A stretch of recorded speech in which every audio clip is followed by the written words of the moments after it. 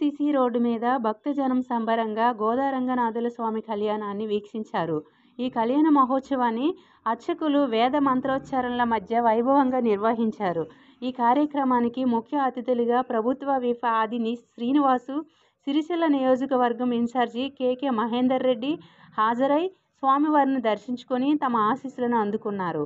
ఎల్లారెడ్డిపేట మండల కేంద్రంలోని పురాతన శ్రీ వేణుగోపాల స్వామి ఆలయం వద్ద కళ్యాణం జరగగా ఇటీవల కేంద్రం హోంశాఖ సహాయ మంత్రి బండి సంజయ్ విడుదల చేసి 4 లక్షల నిధులతో నిర్మించిన సీసీ రోడ్డుపై భక్తులు అధిక సంఖ్యలో చేరారు.